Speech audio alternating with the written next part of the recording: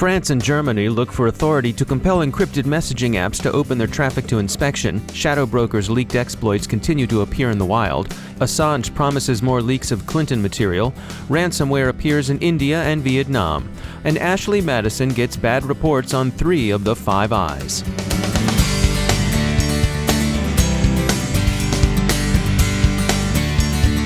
It's time to take a moment to tell you about our sponsor, Recorded Future. Recorded Future is the real-time threat intelligence company whose patented technology continuously analyzes the entire web, developing cyber intelligence that gives analysts unmatched insight into emerging threats. At the CyberWire, we subscribe to and profit from Recorded Future's Cyber Daily. As anyone in the industry will tell you, when analytical talent is as scarce as it is today, every enterprise owes it to itself to look into any technology that makes your security teams more productive and your intelligence more comprehensive and timely, because that's what you want, actionable intelligence. Sign up for the Cyber Daily email, and every day you'll receive the top trending indicators Recorded Future captures crossing the web. Cyber news, targeted industries, threat actors, exploited vulnerabilities, malware, and suspicious IP addresses. Subscribe today and stay a step or two ahead of the threat. Go to recordedfuture.com/intel to subscribe for free threat intelligence updates. That's recordedfuture.com/intel. And we thank Recorded Future for sponsoring our show.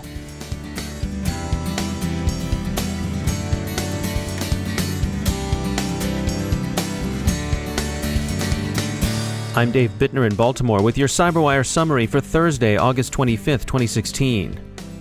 A transatlantic version of the crypto wars is flaring up in the European Union.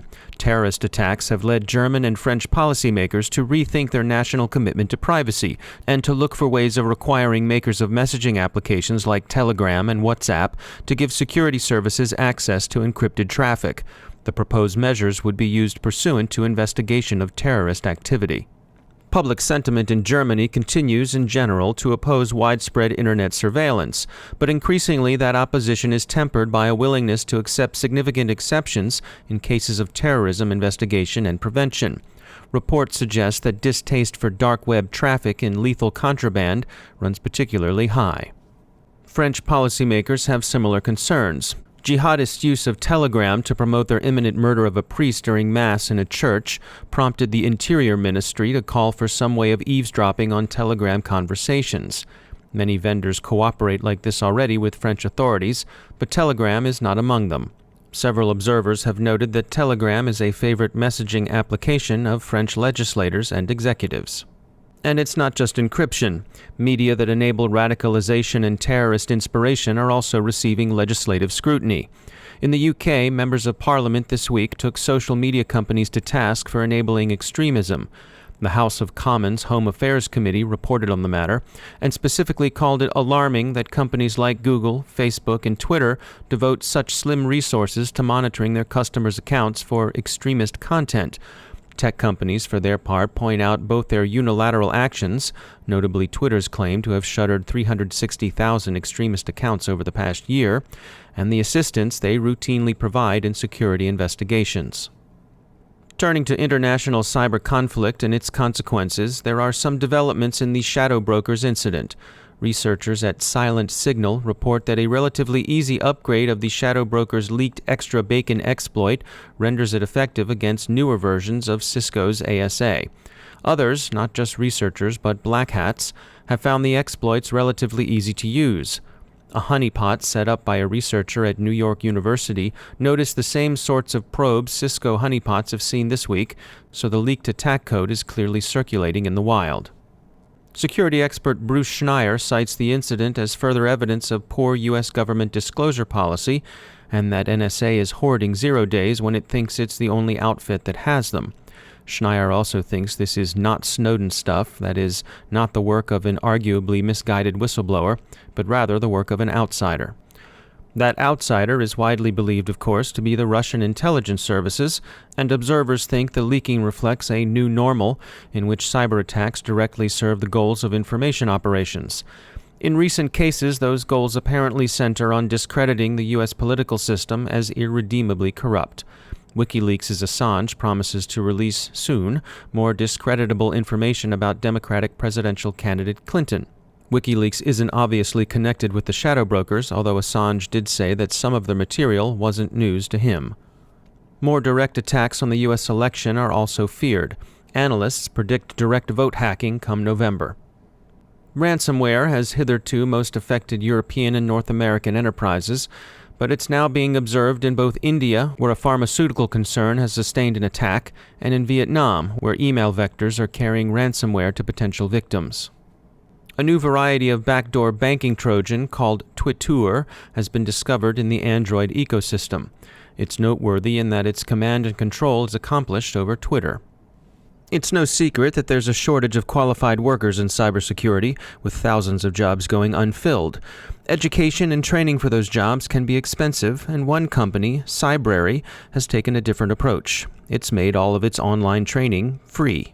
We spoke with Ralph Sita, CEO of CyberWire. Seeing the maturation and the development of the physical brick and mortar training and classrooms being held and so on, we came to the realization that this industry is very difficult on so many ends, because you have students trying to come up with money to pay for expensive classes, and you have these certifications that somebody can invest $3,000, $4,000, $5,000 for a week-long class, and they become obsolete. So we kind of saw that the industry was getting very commoditized, and a lot of competition, and price was a real pain point for students. So we kind of came up with the idea, hey, let's make education free, and we'll hopefully get to a point where we're monetizing it on the corporate side of it with companies to help fund our operations. And we're going to keep making education free, keep developing classes for free, and we will never charge for the education component of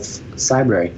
So let's speak to that notion of skepticism. I mean, certainly, everybody knows the saying, you get what you paid for, and you're providing this training for free. How do you put people's mind at ease that the training that they're getting is high quality? We get tremendous validation every day. The users, our members, they are not only vetting our product, they are proclaiming it. And you know what? When they find a flaw, they're the first ones to say, hey, you guys really messed this up, and which is fine. We'll take the good with the bad. And how about the employers? When people are coming, resumes in hand, and some of their training includes CyberWire, what are the responses that they're getting? We've had a lot of good feedback on that, and just from a little bit of a different angle, we also have a spot on our website called Talent Services, where we are having these companies you're speaking of place jobs on our website when they're using our site to recruit.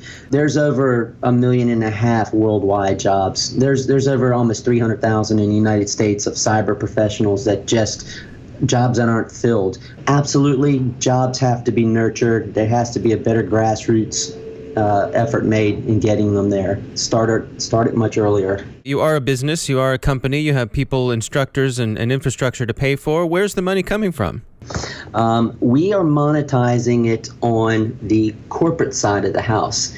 So we have developed something called channels, which is a place where companies such as a Cisco Talos or a Tripwire Alien Vault or Observant IT and so forth can go ahead, put their content out there, put their upcoming events out there, and once it's consumed and once these companies get all these eyeballs coming to their page on our channels, they are realizing the benefit of a rising tide raising all ships kind of methodology.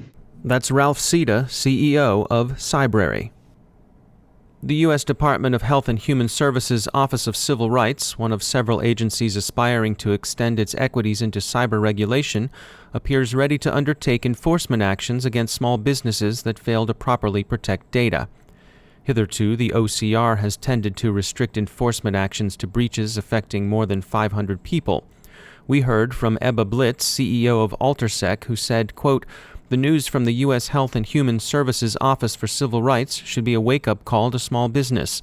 If the OCR uncovers widespread HIPAA compliance issues, that could mean small companies are at risk for new fines," end quote. And such fines, of course, could prove business killers. And finally, Avid Media, the corporate parent of the adultery facilitating service Ashley Madison, is in trouble in at least 3 countries, all of whom apparently have enough adulterers to make careless handling of personal information both a consumer protection and a privacy issue. The U.S. Federal Trade Commission is conducting an inquiry into whether Ashley Madison misrepresented itself to its customers, and a joint report of Canadian and Australian privacy commissioners finds much to complain about in the way Ashley Madison did business. So we end with some advice on privacy in such matters. Straighten up and fly right, girls, and mostly boys. Time for another message from our sponsor, Recorded Future. So, attention threat intelligence enthusiasts, the first week in October, consider heading to Washington, D.C. and joining Recorded Future and the rest of your community in D.C. for Our Fun 2016, this October 5th and 6th. Share experiences, insights, and best practices. Learn from exclusive presentations by threat intelligence thought leaders. And you can be the first to know, get a sneak peek of new Recorded Future product features and the company's development roadmap. Meet others like you, people who understand that cybersecurity depends upon actionable intelligence. Network with your information security peers to learn how others apply threat intelligence. Our Fun is the place to be if you're a threat intelligence enthusiast. Register now. It's free at recordedfuture.com/ourfun. That's recordedfuture.com/RFUN. And we thank Recorded Future for sponsoring our show.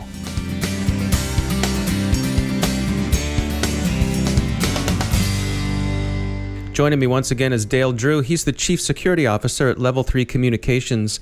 Dale, let's say I'm an organization and I'm ready to stand up my own security operations center. There's a lot that goes into that if I want to build my own SOC. You all have a lot of experience with that. What are some tips that you can provide for someone who's thinking about building their own SOC? You know, we've been on a sort of a marathon run in building security operations centers throughout the globe. We have 5 operation centers up and running today. And, we've built a sort of a practice methodology on how to create and operate a security operations center. And, I'd say the major sort of lessons learned for us are, in the area of staffing and training and ownership. And what I mean by that, from a staffing perspective, we've had a lot of success in hiring non-security experts. What we tend to do when we build a SOC is we hire some core baseline security expertise to be sort of the foundation of the SOC infrastructure. And then we hire a lot of SOC analysts who don't necessarily have to have SOC training or SOC expertise because we provide them with training and certification sort of on the job. We've had tremendous success in hiring, SOC staff that has financial and musical backgrounds because they're able to take chaotic environments and seek out organization of that chaos. And in an incident response sort of environment, that is sort of fundamental and key.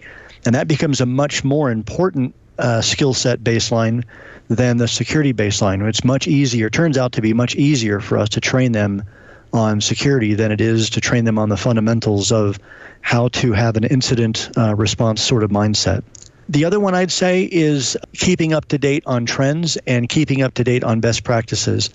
And we do that by, visiting other companies who operate security operations centers, and not only, imparting our wisdom on them, but also getting from them what works well for them and what does not work well for them, and incorporating some of those best practices into an ever-evolving sort of SOC mentality. So the key to managing your risk portfolio is not only just a good technology center, it's also having the staff that can identify and respond and mitigate quickly to those threats.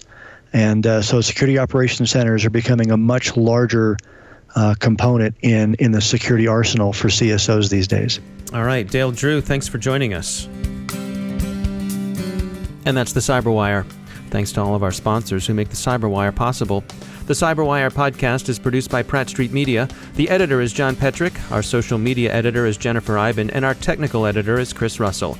Our executive editor is Peter Kilpie, and I'm Dave Bittner. Thanks for listening.